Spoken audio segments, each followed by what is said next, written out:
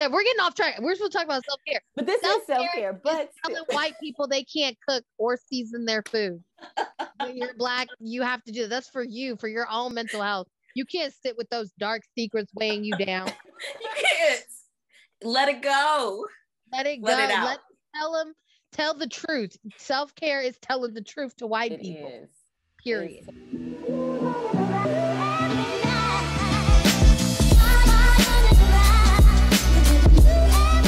I'm Sharmon. I'm Katie. And this is Unpacking Ethical, a podcast where we sip our favorite drinks at the moment and talk about some things. Because there's nothing ethical about upholding the status quo. Let's talk about it. This week on Unpacking Ethical. Y'all, 2020 was rough. I don't know about you, but it was really rough for me. And one thing that we don't talk about enough in the sustainable and ethical space is our mental health and self-care and what that really looks like. Because if you aren't taking care of you, it's difficult to take care of anybody else, and it's really difficult to create effective change. And so we're going to have a little chat today with Tavi from Tavi Talks Trash and the podcast It's Crazy You're in My Business, and really take a deep dive into self-care and healing through laughter and what that looks like individually and what that looks like culturally.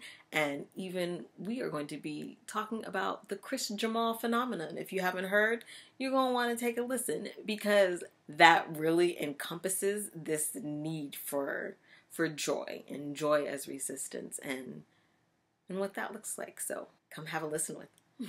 How is everybody doing today? Good, great, fantastic. How are you guys? I'm awake, and I feel like that's an accomplishment. I'm smiling a lot, so that's good. Always. What y'all drinking? Oh, I just got a margarita. Oh, with Patron in it, because y'all said drinks, and I didn't know what kind of drinks, but I assumed that it was alcohol. Girl, first of all, I love this mug though. It's pretty. The blue is pretty. Mm-hmm.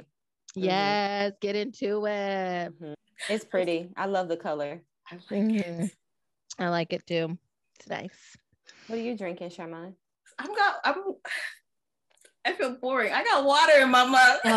Oh. Yeah, I was reading the wrong energy. But why do y'all talk about what y'all drinking if you're not drinking liquor? What is? I know. Look.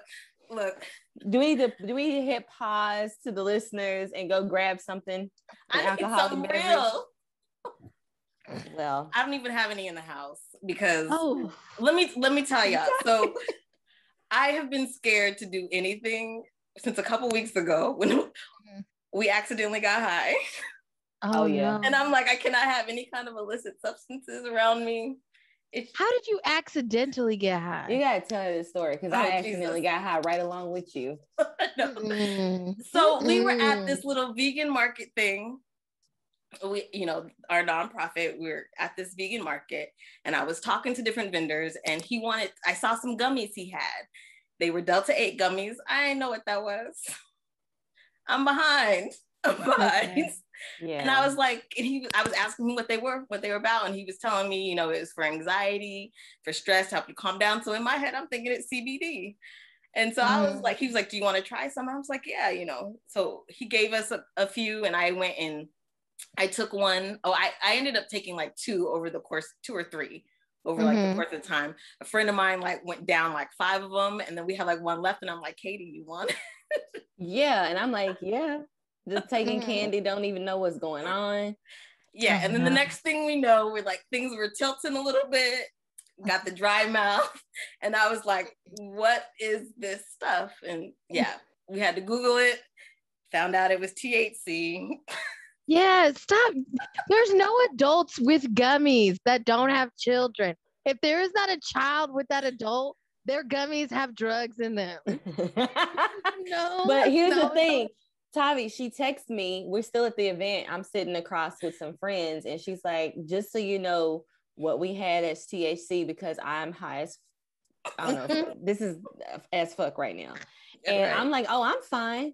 I feel good. I'm driving. About 45 minutes after that, I'm driving and my legs start feeling real heavy. And I'm like, what Am I going to make it to my next destination? So I was frustrated because I'm like, I had a lot of stuff to do that day. And I was like, I'm so high. And I hadn't really done edibles. Like I've kind of stayed away from them because I've heard, people like the tolerance for some people is just, I was just stayed away. So I was like, that was a new experience for me, a new sensation.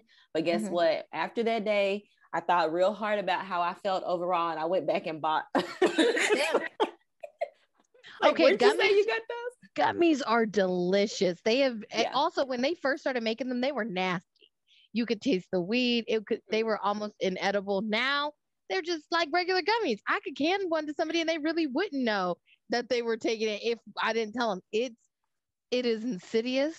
The way that the drugs have infiltrated. I love. Right. I am pro marijuana use. I will always be. It's great. I have gummies, except for I left mine in the car and it was hot. So they all turned into one giant gummy. Oh, and now just take a bite. No sense of how much is what. So I be taking bites, but it's just a guessing game because who knows? And the first bite I took one night, I was like, this was too many. This was a lot. And then the other night I took one, I was like, that's just right. So we're working on it, but I'm not gonna not eat it though, just because it turned into one giant gummy. I'm gonna eat it. You have to eat it. I know. Paid for it. You paid for it, and they're kind of. I don't know where they are, where you are, but they're pricey here. Like it's right. They're kind of pricey. Yeah, they are. Well, it depends. I guess it depends on what kind you're getting. I'm out in California. We have I can get a 10 of it's 25 milligram gummies, and usually 2 is like a good high. I mean, some people take 1, but that 10 of 20 is $22. Which isn't terrible. No, that's a better deal, and that's probably because you're in California. I feel like we behind the times in Texas, so it's Texas. Yeah, and also just where you're growing at. I don't know that Texas has a lot of farms like marijuana. I don't think they do. No, and California is just half marijuana farm. Yeah, that's it. It's just beaches and marijuana farms, and you're like, okay, go ahead. Go off. Well, let me tell y'all what I'm sipping before we get into it. It's nice balance to what we have so far. Y'all ready? All right. Okay. Blueberry chamomile tea. That's not too bad. So, and you got your mug. I got my mug. Yeah. So yeah, it's nice. But this tea is really good. I've been drinking it for about 3 weeks now. I got it when I was in Dallas. I just needed some tea and I stopped by the store and got it. It's really tasty. But I think next time I'm gonna have alcohol because I feel really, really boring. I know. Say you feel boring. Before we get started, I wanted to ask you, Tavi, I don't know if you're into astrology or not, but I wanted to know. I absolutely am. Please, what do you want to know? I want to know. I would like to know your sun, moon, and rising. That's all. I need to know all your other placements. Okay. My sun, I am Libra. My moon is Leo. My rising is Taurus. Oh wow! Yeah, I'm actually the best person you've ever met. So. Yeah, you are. So. Okay, I'm dying, and I'm I feel like we don't need to talk about anything else. We do. You have a whole list of things to talk about. We do. You said we were going to talk about self-care and laughter and healing. We do. Because we decided on an order, Katie. But now I'm should we skip? I don't know. I really want to hear about Chris Jamal Evans. Is that because I feel like that is the perfect segue into everything else still. I want to know about the creation, the inspiration behind it, and yeah. So Nicole, I don't know if you're familiar with it, Katie, because you're saying you want to know about it. Nicole actually does. She writes fan fiction. Had a whole little blog situation in which she was doing fan fiction based off of Chris Evans, and he had different. It wasn't just Christopher Jamal Evans. She had different ones. She had redneck versions of him and all of this. But Christopher Jamal Evans was the one that people really jumped at. Right. But all of her fan fiction was just based on Chris Evans. And So that's just a little bit about like its inception. I wish we would have had her. Did you reach out? Did you try to reach out? I did reach out to her. Yeah, just to give her all of her credit and all of her roses and everything about that. She used to write, and I'm sure she still does write and keep up with it, but it started as like her little fan fiction and people really gravitated towards it. They made memes in regard to it with like, you know, whether it was just like Chris with his long nails or Chris overly swagged out, you know, they played up, you know, the Christopher Jamal Evans, and you know, Black Twitter took to it, and it's just a phenomenon. I'm not the only person who's made videos on it using the moniker. They're just create all kinds of Black creators. I don't know if you guys are familiar with Rekut, but Tucker, he does his name backwards. He made a video about it, and he made a whole bunch of names. He was like Christopher, Jamal, John Quavius, Terrell. Yes. So I saw those. Yes, it's everywhere now. Just based off that idea, people were actually thinking that Chris Evans' middle name is Jamal. Like we're really confusing people. They're out here. He probably thinks his middle name is Jamal by now. He doesn't know. You know, and it's funny how we take ownership of things, and I love that about us. I mean, and it's tough. We created it, but it's good that we like have taken a human being and we're like, you are ours now. Yes, right. Like, we own you in this space. But that is like the beautiful thing I think about Black people, and just our ways of like getting through this. Because I think the big thing for me was that this blew up in 2020 when everybody is like locked indoors and we just need something to like hold on to. And Black Twitter chose Chris Evans. Yes. And there's just, I love that he's welcomed it. Yeah. He is there. He's not fighting it. He's like, yes, come through. I couldn't stand it if he ever did something ridiculous, but I feel like he's too smart for that. Even if he was, I feel like he would keep it to himself, which is really all I ask. I don't want to know. If you're playing me, keep it on the low. Can't do it. No.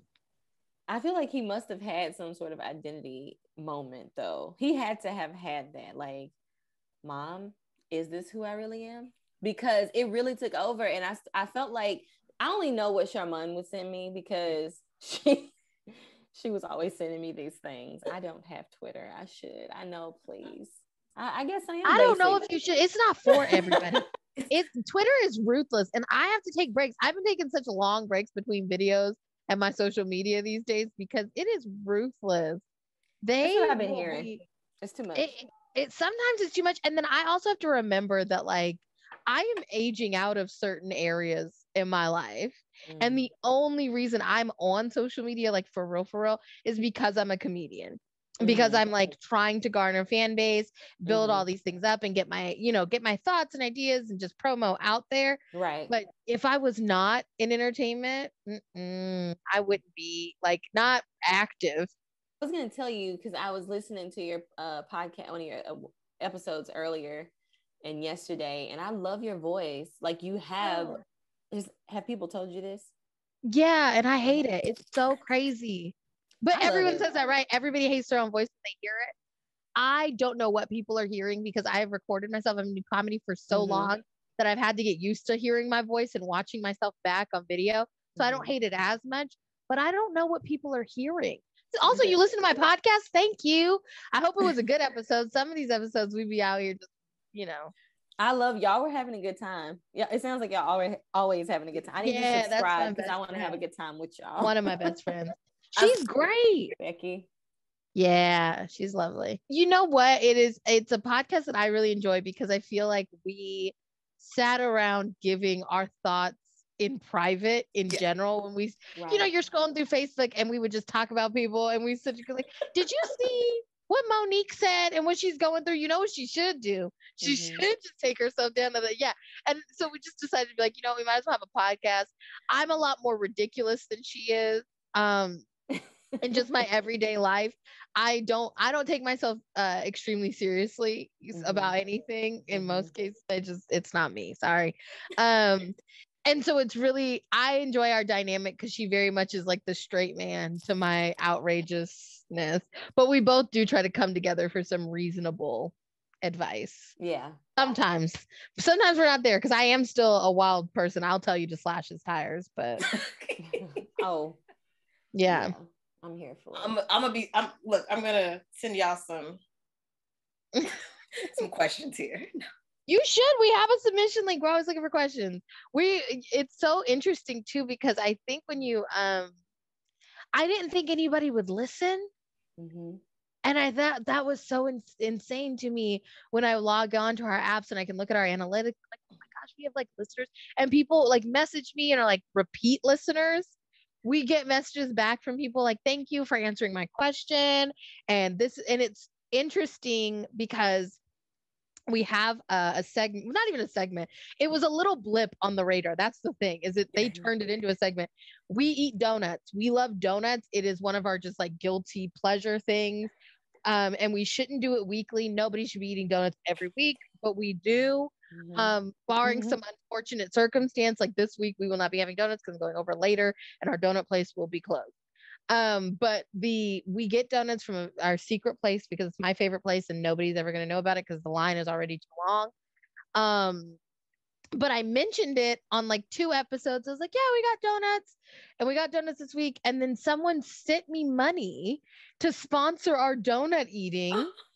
And I was like, you're out of your mind sending us. She's like, I just want you guys to be able to get donuts. I'm like, well, we're going to get them regardless, honey. Like they were going to be got. Like we love donuts. And then more people started sending money because we announced it. We're like, well, Allison is our donut sponsor for the week because she just sent donuts. And then people just are sending us money to eat donuts. And I'm like, y'all are insane. But I appreciate it. Thank you. It. I mean, at the end of the day, this podcast is paying for my donut habit. That's what's happening. So I did not expect that. So that is a blessing. That is a blessing. So I gotta ask, donuts make me happy. Donuts do make you happy. So are like donuts a form of self-care? They are. I mean, you know, anything that makes me smile and feel good on the inside. Yeah. Yeah. I'm doing something for me. It is, right? Because we used to do this at work. We used to have donuts and we've kind of stopped it. But like donut days were like the days. Mm-hmm. Yeah. It's something about it. I love a pastry. I love some fried dough. There's something about, and just a little bit of icing on the top. It just works. It works. It's not too heavy. It's fluffy. Yeah, it's self-care. Makes you feel good. And I'm curious because like my mom, like anytime I'm feeling bad, she always be like, well, go get you something to eat. Like go, you know, like that's always her thing. Like you need to eat something and that'll make you feel better. And I'm like, I wonder if it's like a cultural thing or if it's just like my family. Like, what do y'all have? What do you do? I think it's a cultural thing. Like food is like, I mean, I think so, especially like Southern households. Like it's a thing to like have a home cooked meal. And yeah, like I think it's Black people and food. And one of the few ways that I feel like we've been able to stay connected and comfort one another throughout the years has been through food. And so that's coming from that place. That's what I think. Right. Wasn't that like in Soul Food? They talked about that in the movie Soul Food. Yeah. About like Black people coming together and making the best of what they had. We've always taken those moments. I mean, you have to think about that too, is if we're taking this all the way back and you're slaves and the only time you guys are getting as a family after a day is to sit down and eat. Right. Then that's all you have. It's not like we were going out and doing stuff. Like it wasn't, that was it. I mean, those were the bright spots. Those were, hey, they're giving us a break. We can eat some food. We can be with each other and have this moment uninterrupted. Hopefully. Food and music. Yeah. And I feel like so many of our like cultural things surround themselves around food. Like everybody talks about food. It's all about the food. I think we think of it as caring too. Like I love to cook for people I love. I'm one of those people, absolutely.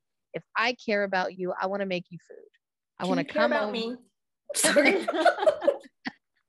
Hey, you come over. If I make it out there, I will cook. I just love doing it. But there are a lot of people who don't know that I cook. There are people who have, they're like, what, you cook? And I'm like, yeah, because I don't like you like that. You would never know. But I do, and I cook. I'll come over, and it's just an expression, because it's like feeding someone, meeting someone's needs. We all need to eat. And when I can pick up something that you need to do and help you achieve that, it's like, yeah, I'm helping nurture you and fulfill you. And that's, I feel like it's just like a really meaningful thing. Even if someone grabs me food from somewhere, they don't even have to make it. It's just the idea of like somebody wanting to make sure that you're fed. Right.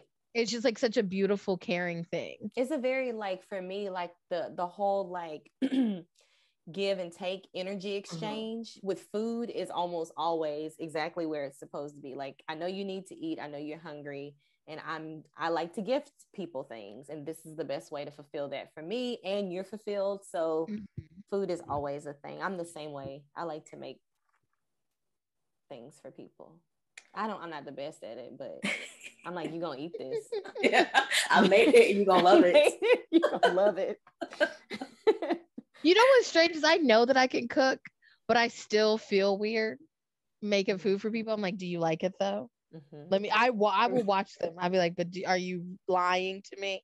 I have this weird, I think everybody's like, people are like, you can really cook. And I'm like, y'all lying. Like, I know I like it, but do you like it like I like it? It's, never a bad review. People do love my cooking, but I get real suspicious. But I'm a picky eater. So I know people will make stuff for me, and I'm like, you probably don't want to do that because it's not going to turn out the way you want it to, and has nothing to do with how you cook. And so I think that's what I know, is that I could be the best chef, and if someone doesn't like fuck with what I'm throwing down, then they're not going to like it. Like, I make a Asian inspired beef stew. It has bok choy in it. If you don't like bok choy, if you don't like ginger, you're not going to like the stew because it has ginger in it. Not a lot, because I'm not a big ginger fan, but like it's part of the flavor profile that I'm building. So you could just taste my stew, and even though everything's cooked properly, nothing done wrong, and just be like, this isn't for me. So knowing that, it makes me anxious, because other people probably feel the same about me. Like, if you put mushrooms on something, I'm not eating it. Like, I don't care how you cook them. I don't care. There's no way. It's unfortunate if somebody made me something, I'm gonna have to tell you I don't like it because mushroom. Yeah, I'm like that about watching people put more salt on my food or seasonings, because I know that I put there's a lot of intention behind my seasoning. And if I look over and I'm like, you ain't even tasted it yet, you don't even know if it needs more salt. So insulting. I'm sorry. I feel so bad. Unless someone tells me they salted and peppered, I do it on instinct. It's like a thing. I get my plate and I'm just like, salt, pepper, because I think I come more from a family, like my grandparents were older. We didn't want to put salt on their food. Like, high blood pressure and things like that. So there are people who don't season. My mother also now has high blood pressure. So unless I'm specifically told that she salted and peppered this before she gave it to me, I'm going to assume I have to put salt in it, because she uses salt substitute, which is not it. It's just, I'm sorry she has high blood pressure, but I don't. So I'm trying to get there. I'm trying to get on her level. We're on a journey. I like them donuts are putting in work. Bro, but that's only on the diabetes. You know what I mean? I haven't even got my grandfather has diabetes. I'm trying to get to him, and then I'm trying to get to her, and it's not working. No. And the thing about, and like, there's so many different like seasonings and things to cook with and flavor like food. Yes. That I'm just like, when I take the time to, and I'm not the best cook, I don't know. People say that it's good. Like, I'm like you, like, I don't believe you. But people see the few people who I've made things for say it's good. But I do really think about like what seasonings and spices go together and how to make the flavor. I put a lot of, so when I look over and somebody like, and I'm like, now listen, I just spent like 25 minutes. There's a science to this. This is hella disrespectful. I don't like this. Give me my plate back. But now I'm gonna think, because of you, I'm gonna think now before I do it. I'm like, let me taste this first. I don't want to be hurting nobody. Unless they are not melanated, then you probably should assume that this is mean. This is not nice of me at all. I'm so sorry. I stand on it. White people don't season their food. I didn't say it first, but I say it second, and I say it strong. You know what, though? Let me tell you something. I had a non-melanated person make me some food that I didn't particularly enjoy. And I remember like trying to like navigate these waters with them. And the first thing they'd asked me, like, it was about the seasoning. And I was like, I guess it could have used like a little something like more salt. And I was like end of conversation. Like, if that is the only thing that you think seasons food, like, we can't have a conversation. No. They have salt, pepper, and garlic powder. That's all they use. Why is that so true though? Because they don't know any, and I don't know what it is about them that doesn't get through, but there's so many seasonings. Try some cumin, try some turmeric, get on board with this. Get with it. Yeah. I was surprised. Like, I shouldn't be surprised because there are people who actually put stuffing in their turkeys, like put it inside of it while it's raw. And I learned that, and I was like, y'all want to die because there's no way. There's no way you need to be putting that uncooked stuffing in an uncooked turkey and just being like, it's good. It's not good. First of all, everybody knows when you cook a turkey, you put the lemons, you put the peppers, you put the celery in. They're not doing it the right way. They don't understand the fundamentals. So yeah, you put the whole onion. You do. You gotta top it up. Oh, onions. Okay, I think we maybe need to just have another episode where we talk about this. When we talk about food, yeah, we're getting off track. We're supposed to talk about self-care. But this is self-care. But telling white people they can't cook or season their food. When you're Black, you have to do that. That's for you, for your own mental health. You can't sit with those dark secrets weighing you down. You can't. Let it go. Let it go. Let it out. Tell the truth. Self-care is telling the truth to white people. It is.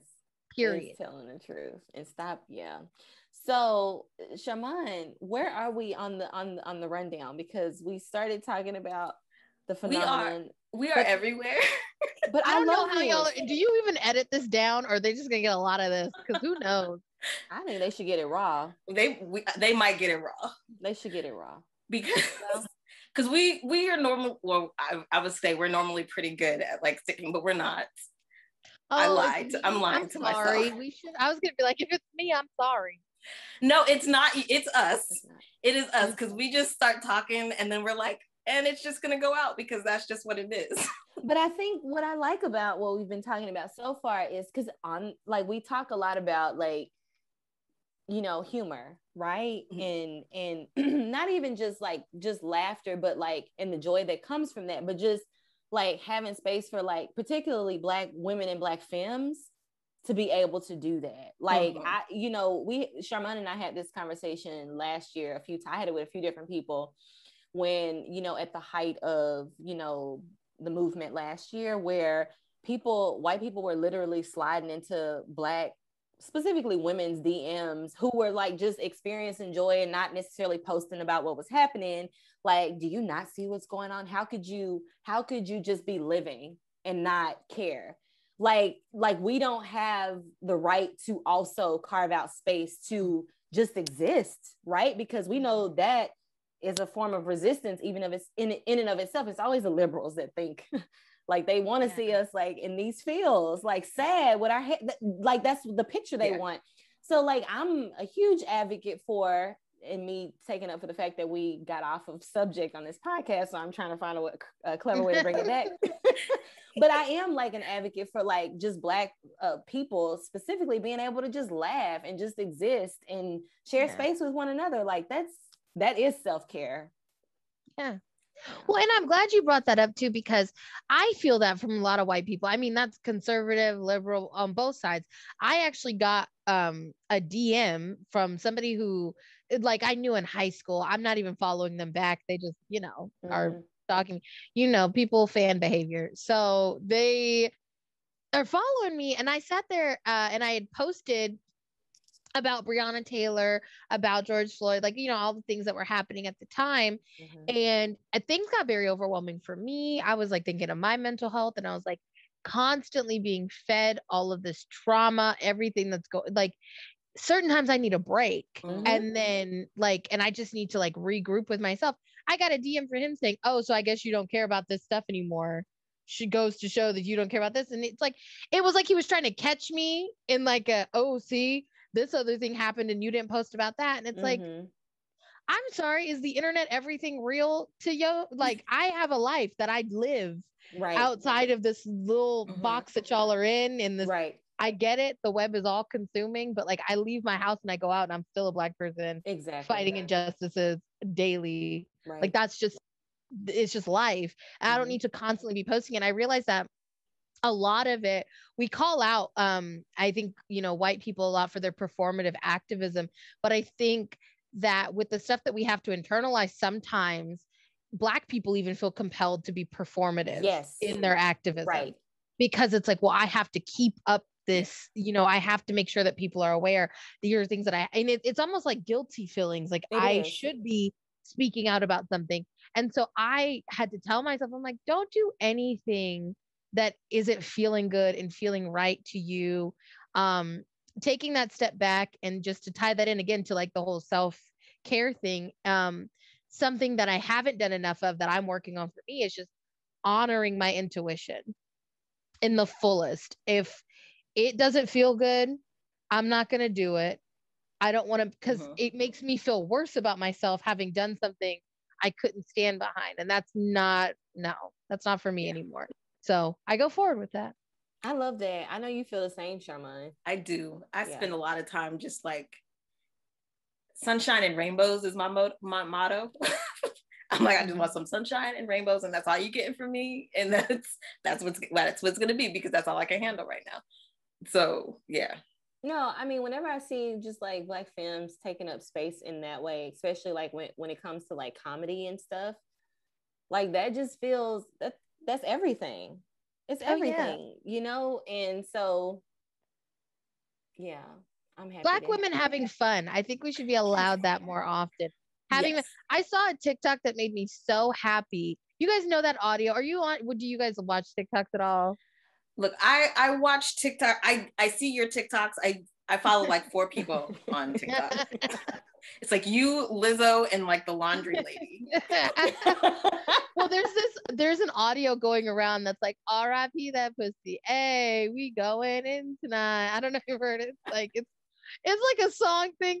And this girl did that. She did that R.I.P. that pussy. Hey, but she did it as the Mario characters, like Mushroom and Princess Peach, and then Yoshi.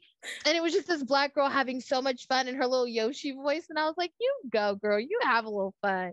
You be quirky. I love that. The Black girl who forages. Have you seen her? She's a chef, and she's just out here in these streets. I'm like, yes, you go pick wild mushrooms. I'm excited. I want to see more Black women just doing things that they don't expect us to do. One of my favorite videos, I even watched it this morning because I love it so much, is I don't know if you know the comedian Retta from Parks and Rec. And the Treat Yourself. And she's on Good Girls. When she went on Conan and spoke about how much she loves opera music and like classical music. And when she pulled up at a stoplight, and there was a white woman like staring at her because all she could hear was the bass line to her music. It's like boom, boom, boom, boom. And she rolled down her windows and gave it to her. And I'm like, yes, give her the opera. Like, let her know we out here. Like, people don't expect these things from us, and they don't give us the space to be carefree and have, you know, like, and enjoy these things. And it's like, yeah, but Black people are a multitude. We have so much within us, and we deserve all of that happiness, especially Black women. Especially, like, they don't expect, they think we're a monolith, and they think we're like one dimensional. Yeah. But I don't know that, I think that they know that we're not. I think that they want us to be that way, right? Because I feel like that's what we are, and what they've seen from us is too much magic for their brains to even be able to process. So they have to. Yeah. But you know, I think this is what I love just about like Black women having joy, Black women doing their thing, Black women just loving on themselves and having fun. And that, I think, just to kind of bring it back, is what I loved about the whole Chris Jamal phenomenon. Like, they just took this human being, made him who they wanted to be, Like we gonna make you what we need you to be, and we gonna have some fun with you. Yeah. And that was beautiful. That got me through 2020. And I think that's part of why I'm like lumping this all in with like self-care and like healing through laughter, because I swear this whole thing is what got me through 2020. As Katie knew, as I was sending her 500,000 videos. She was sending me when we go hiking, you would tell me everything that was popping up. No, but it is true. Like it got definitely was a space for healing for you. Tommy, who's your, like, do you have any favorite? I was choking for a moment. Oh no! I was like, what's happening? I don't know. It feels like I have like a hair in my throat, so I had to mute myself. I was listening, but I was also dying inside. So. Girl, don't die on the podcast. Don't die on the podcast. I gotta die somewhere. Go ahead. I don't even remember. And then I didn't even know what was happening because I was looking down. So I'm like coming in with my next question, all like coming in like hot, and you were like, oh. Okay, but you're fine now, right? I'm fine. I mean, okay. You know. But no, laugh. Like I've never been like among my friends, I've not been like the comedian, but I still tried, even though I probably shouldn't. And I realized that it's just like when I laugh, I can breathe better. The more I laugh, the more I can breathe. And that's like crazy. And I don't know if that's just like, you know, just existing in this society, if that has anything to do with, you know, the trauma of being, a Black femme or whatever. But like, I was thinking about that the other day, like laughing equals breathing to me. It feels like it reminds me that I'm alive and I'm here, and that's to be celebrated. I don't know. I'm getting out. There's the cancer. It's popping out. I'm getting emotional. But you should. You know what? Laughing is good for you. I mean, they've talked about laughing. They've talked about how it releases endorphins. I mean, heck, it's good for like exercise. It burns calories. It lowers stress and anxiety. Like laughing is good. They've talked to people about like practicing, even just like forcing yourself to laugh, because that's good for you. I mean, nothing's better than an authentic laugh, but just like the act of just like laughing until you actually start like genuinely laughing. Right. It's good for you. It is. I mean, like laughter as medicine. It's not, if you think of something as like laughter as a thing that can help reduce stress, and then understanding that you heal quicker when the body is under less stress, right? Then yes, absolutely. Any sort of joy and laughter is going to aid in your healing, because it's one less thing that your body is stressed about, right? Right. So it can release the anxiety and stress from one end to focus on whatever else. Yes. And it's good. It's beautiful. And do y'all laugh during sex? Because that's so like, random. I have, but I mean, like, it's, again, mama, plug your ears. But mama, listen, I want my mama to hear it all. But I'm like, it's never been like this random thing. I think it's that intimacy level where you're like just talking or things happen and you just start laughing. And it is like this, almost an icebreaker. Like when if stuff starts getting awkward, you're just like, whatever. Yeah. That laughter just helps ease tension. Yes. Yeah, there will be nothing for me. Happening. I guess I can't speak for him, but I just I don't know what's happening over there. In my experience, men do not like it when you laugh. Because they're thinking you're laughing. They're fragile. Yeah, they are fragile. Why is that? So sensitive. I laugh because I'm an anxious laugher. Like I'm a nervous laugher. Right. I will just start laughing, and it's not. I can't help it. But like if I'm into the sex, I'm not laughing. Right. I do talk though. I like to talk but I'm like a regular talk. Like everyone's like dirty talk. I'm like, no, I'm just like, hey, after this we should go get tacos, and then I have to go like do this thing. And people do, and I'm just, nobody likes that. I'm like, yeah, it's not about liking it. I actually have thoughts that I need to express right now. I'm also an external processor, like very heavy on external processing. I don't know how other people are doing it internally. I'm talking through all of my daily activities 100% of the time. I'll sit next to my friend. I'm like, okay, so after I leave here, I got to go to Kinko's.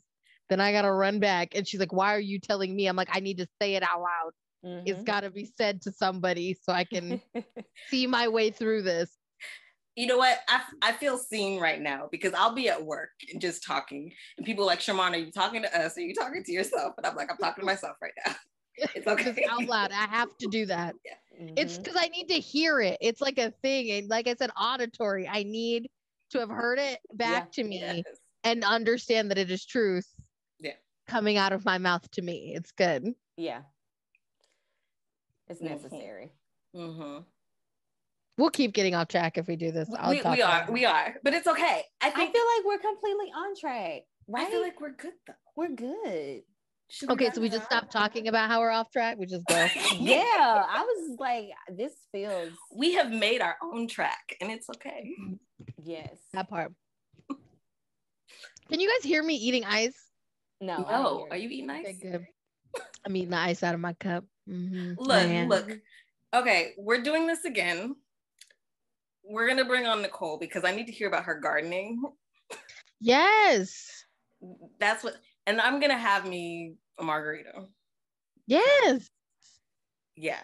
That's just how that's gonna be. Absolutely. Anytime you guys want to get together for a chat. And because we have so much more to unpack. We got to talk about our food. We got to talk about Nicole's gardening. We got to talk about Chris Jamal because he brings me joy. I don't know who Christopher Robert is, but I love myself some Chris Jamal. Yeah, that man, we don't know that man. We don't know him. Christopher Robert, who is that? No. So, Tommy. Yes, ma'am. Tell the people where they can find you. Yeah. Oh, 10 toes on the pavement, hanging, banging, and slanging. But also on Twitter, Instagram, and TikTok at Tavi Talks Trash. And she does. And we love it. And your podcast is? Oh, I should tell you guys about my podcast. Becky would be so mad at me. Oh. Becky, we got you. I co-host a podcast that you can find on Anchor, Spotify, Google Podcasts, Apple Podcasts, called It's Crazier in My Business. We give advice, and we would love to hear from anybody watching if they want a little piece of advice, or just go listen because we're funny. I love it. You guys are funny. I love it. We probably need Becky too. You should have Becky. I almost was going to do this at her house because I'm supposed to be there anyway. But then she was like, I'm going to just go to Costco if you have a thing to do. And I was like, all right, I'll see you afterwards. So if you want to do it again, I'll get Becky. She loves it. She doesn't have anything else going on. We would love that. That would be great. This was fabulous. Thank you so much for coming. Yeah. Thank you for anytime. And the laughs. Enjoy the rest of your margarita. Thank you so much. I'm gonna try not to be too. Yeah. All right. Well, you guys have fun. I'll talk to you later. Bye. Bye.